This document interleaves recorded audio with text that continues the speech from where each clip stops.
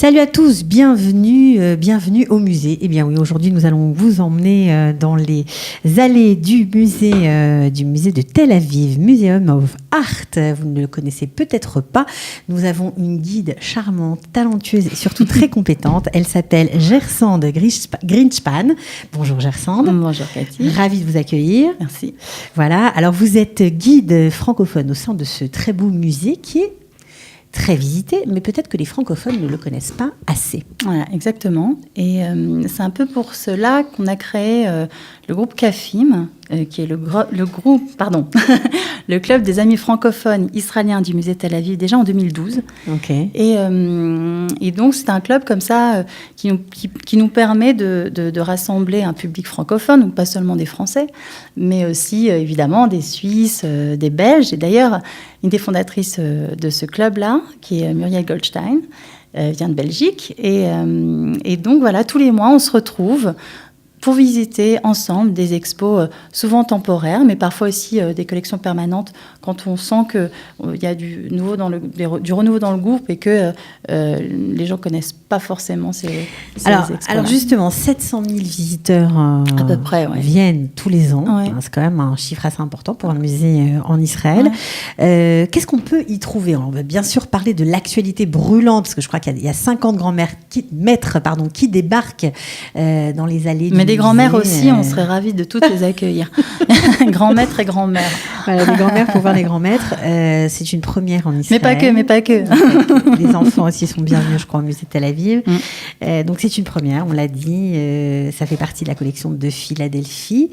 Ouais. Ça s'appelle Modern Times. On va y revenir plus avant. Mais qu'est-ce qu'on y trouve en général dans ce musée ? Oui. Alors, en fait, d'abord, ce qu'on ne sait pas toujours, c'est qu'avant tout, c'est un centre culturel. C'est-à-dire qui est sur 3 bâtiments. Donc, on a 2 bâtiments qui se trouvent Sderot Shaul HaMelech à Tel Aviv. Et puis, un autre bâtiment qui est plutôt dédié aux ateliers. Ça, souvent pour les enfants. Des activités ateliers aussi pour adultes. Mm-hmm. Ça, tout au long de l'année, mais en particulier aussi pour les vacances. Il y a des centres aérés destinés aux enfants qui vont permettre aussi aux enfants de découvrir, de s'initier à l'art par ces ateliers-là. Et puis, on a aussi un autre bâtiment qu'il ne faut pas oublier, c'est le pavillon Helena Rubinstein, qui est à Kikar Habima. Et en ce moment, et depuis le mois de mai, on a une super expo là-bas sur Aryeh Sharon, qui était l'un des architectes qui a métamorphosé, voire fait naître l'image de Tel Aviv qu'on a aujourd'hui. Et d'ailleurs, dépêchez-vous pour y aller parce que ça termine très bientôt, fin octobre. Mais voilà, donc ce pavillon-là fait aussi partie en fait du musée de Tel Aviv. Et donc centre culturel qui permet d'accueillir vraiment de 0 à 99 ans, j'ai envie de dire. Il y en a pour tous les goûts. Donc on a des expos permanentes qui vont nous présenter des collections incroyables d'artistes du 16e au 19e siècle. Et évidemment... des contemporains aussi, j'imagine ? Des contemporains, alors ça, spécifiquement dans le nouveau bâtiment qui a été ouvert en 2011. D'accord. Mais c'est ça qu'il faut bien comprendre, parce que tout n'est pas au même endroit au musée de Tel Aviv. Disons que si on marche 2 minutes, on y est. Ça. Donc ça va quand même pas être... D'accord. Mais si, on peut le faire. Donc on a en fait 2 bâtiments, et c'est vrai que généralement, dans le bâtiment central, on a des collections permanentes on a des impressionnistes. On a une grande collection d'impressionnistes. Alors évidemment, pour les Français, on a l'impression qu'on connaît. Mais justement, la spécificité, ce qu'il y a d'assez extraordinaire dans ce musée-là, c'est qu'on va nous présenter des œuvres qui sont très méconnues du grand public, parce que c'était des legs, des donations de familles juives souvent, qui pendant la Deuxième Guerre mondiale, ensuite, ils ont compris qu'il se passait quelque chose en fait en Israël, et du coup, ils ont préféré léguer ou faire donation de leur collection, de leurs œuvres. Et donc, on a des tableaux de Klimt. Ça, c'est un des tableaux, par exemple, exceptionnels de Klimt qui se trouve là-bas. On a des tableaux de Monet qu'on ne voit pas ailleurs, évidemment des tableaux de Chagall. Et enfin bon voilà, c'est une chose qu'on ne sait pas toujours, et donc c'est vraiment il ne faut pas rater cette occasion. Alors je reviens sur cette exposition exceptionnelle, 50 tableau de maître. C'est rare en Israël. Je crois que c'est vraiment une première. Ça s'appelle Modern Times. Alors, qu'est-ce qu'on va y trouver et comment ça se fait que vous avez réussi, enfin que le musée a réussi à monter une exposition pareille? Alors, déjà, il faut savoir que le musée réussit à monter à peu près 30 à 35 expos par an. Donc, c'est déjà pas mal.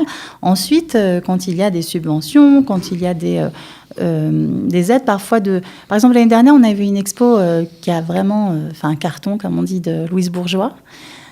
C'était magnifique. Voilà. Et ça avait été d'ailleurs soutenu par l'Institut français. Donc on a des aides de temps en temps, mais et puis après évidemment avec tous les curateurs du musée se concertent et puis on arrive comme ça à avoir des expos assez inédites comme celle-là. Donc on n'a pas toute la collection du musée de Philadelphie. Qu'est-ce qu'on va y voir? Quels sont les tableaux de maître qu'on va pouvoir contempler? Alors pour tout vous dire, moi-même, je ne les ai pas encore vus parce que l'accrochage n'est pas encore tout à fait fini. Mais par contre, on aura des tableaux de Renoir, de Picasso, qui est, comme on le sait, vraiment celui qui a vraiment celui grâce à qui on peut parler de Modern Times, vraiment des temps modernes en peinture. J'ai dit Kandinsky. Kandinsky, vous ne l'avez pas encore dit, mais il est juste derrière moi. Kandinsky, parce qu'il est juste derrière, donc j'ai l'impression que je l'ai dit tellement je le vois. Monet, Manet. Alors, il faut comprendre quand même que c'est une occasion importante pour les familles, pour ceux qui ont des enfants qui sont nés ici, qui n'ont pas eu encore l'occasion de beaucoup voyager, de les initier à l'art. Est-ce que d'après vous, vous qui êtes restauratrice de tableaux anciens, qui êtes guide, qui baignez dans l'art depuis l'âge de 9 ans, est-ce que c'est important d'apprendre l'art aux enfants, de leur montrer de l'art? Parce qu'on a l'impression parfois ils vont pas trop comprendre, ils vont se sentir un peu dépassés. Alors, ils comprennent de toute manière. Moi, j'ai un petit garçon de 4 ans et demi que j'emmène au musée depuis qu'il a 2 mois. Il venait avec moi dans le kangourou et ça se passait très bien. Je lui donnais justement son biberon devant un tableau, le fameux tableau de Klimt dont je parlais. Et donc, je pense qu'en fait, quand on les nourrit de ça, il y a le dernier roman de David Fonkinos qui s'appelle Vers la beauté. Et en fait, c'est un titre que j'aime beaucoup. Alors bon, le livre en soi est assez dramatique, hein, mais par contre, dans l'idée, j'ai beaucoup aimé ce titre parce que voilà, vers la beauté, quand on se nourrit, on se nourrit d'art, et je pense que je pense vraiment qu'on s'en nourrit comme on peut se nourrir d'autres choses.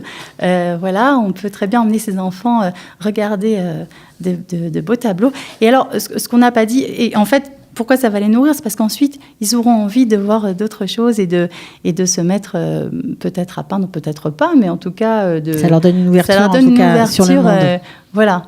Et ce que j'ai oublié de dire tout à l'heure, quand je disais que c'était un centre culturel, c'est que justement au musée, pour les enfants, on a quasiment tout le temps une expo spécifiquement dédiée aux enfants. Et en ce moment, on a une expo qui est sur Alice au pays des merveilles. Ils ont appelé ça Alice au pays des livres. Et c'est assez extraordinaire parce que donc les enfants peuvent venir jouer complètement dans le décor d'Alice ils peuvent se déguiser, ils ont beaucoup de livres à leur disposition. Interactif complètement et à leur portée. À leur portée. Et donc c'est vrai que ça donne envie aussi aux enfants de revenir et d'emmener leurs parents. Et d'ailleurs pour les enfants c'est gratuit aussi, l'entrée du musée est gratuite. Voilà. Alors ça on comprend et on le découvre peut-être qu'il y a des tas de choses à faire. Et des concerts musée, aussi. Des concerts, des artistes, des concerts. Des concerts pour les adultes, pour les enfants. Ouais, il y a plein de choses. Alors, ce qui est très important de préciser, c'est que dans le cadre de ce club des amis francophones israéliens du musée de Tel Aviv, vous avez aussi voulu mettre à la portée ces chefs-d'œuvre qui vont être montrés au musée dans la collection Modern Times en faisant une visite en français. Voilà, exactement. Alors, donc, comme ce que j'ai dit précédemment, on a donc tous les mois cette visite. Et là, il est question, en fait, qu'on ait encore plus de visites parce qu'il y a une demande plus importante. Parce que, voilà, on a de plus en plus de francophones qui arrivent en Israël et on en est vraiment très heureux. Mais en tout cas, voilà, pour que les visites soient plus agréables et plus accessibles aux francophones, alors justement, on a tous les mois cette visite qui se fait en français. Et voilà. Donc, c'est vous qui allez guider, j'imagine ? Oui. Voilà, c'est vous qui allez guider, qui allez expliquer, détailler les tableaux. Alors, cette fois-ci, ce sera le 16 octobre. Oui. Il y aura une visite guidée en français. Alors, évidemment, la visite est payante, forcément. Oui. Je crois que ça va coûter combien ? Alors 130 shekels a priori, mais on a, pour l'ouverture en tout cas, un prix exceptionnel de 100 shekels. Et vous verrez en fait, on va mettre un lien sous la vidéo et qui nous permet en fait, vous avez un code 10-16, comme 10 octobre 16. D'accord, comme le 16 octobre. Pardon, 16 octobre, oui, voilà. je m'envoie les pinceaux. 16-10, donc le code c'est 16-10. Ah ouais. Ouais. Et donc, quand on a... Voilà, et vous aurez donc un prix préférentiel de 100 shekels. Et profitez d'une visite en français. Elle dure combien de temps, la visite, à peu près ? Alors, en gros, 1h30. D'accord. Parfois plus. Ouais. En gros, ce sont des visites entre 1h30 et 2h. Ça dépend de l'expo. Mais voilà, là, encore une fois... moi-même, je ne l'ai pas vue, mais j'ai vraiment hâte. Elle est impatiente. On sent qu'elle elle a les yeux qui brillent. J'ai déjà vu le catalogue et je peux vous dire que moi, je vois beaucoup de tableaux et en plus, comme je travaille dans une galerie, donc je vois des tableaux, je suis complètement dedans. Mais là, j'ai vu par exemple un tableau de Monet que je n'avais jamais vu avant, ni en livre, ni dans un livre, ni nulle part. Et voilà, il y a vraiment une émotion quand on se trouve face à ces chefs-d'œuvre de ces œuvres qui nous parlent. Voilà. Et j'espère qu'elles vous parleront aussi. C'est sûr. Donc, une occasion. Ce n'est pas la peine de voyager, d'aller très, très loin, de prendre l'avion. Non, c'est pas la peine. Vous pouvez aller au musée d'art de Tel Aviv. Voilà. Alors, ça se trouve, on va quand même donner l'adresse pour ceux qui nous écoutent. Sderot Shaul HaMelech. Et si vous venez avec Waze, mettez bien 27 Sderot Shaul HaMelech Tel Aviv, parce qu'il y a une autre Sderot Shaul HaMelech à Holon, je crois. Et alors, bon, ce sera un petit peu dommage de rater l'expo. Okay.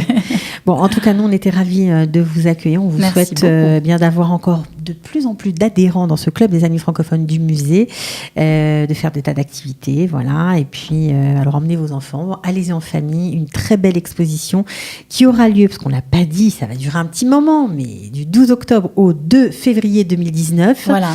Mais profitez de la visite en français le 16. Voilà, mais avec possibilité aussi, donc on mettra aussi le numéro de téléphone et le mail de Muriel Goldstein, donc qui est la coordinatrice de ce groupe CAFIM, de monter des expos pour des groupes aussi, parfois des expos...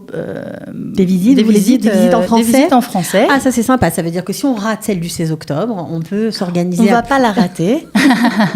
Bon, disons que si on a adoré qu'on veut revenir, on peut monter un groupe entre amis, en famille. On peut monter un groupe, ou un groupe aussi pour les enfants, parce qu'à ce moment-là, évidemment, on n'explique pas les choses exactement de la même façon.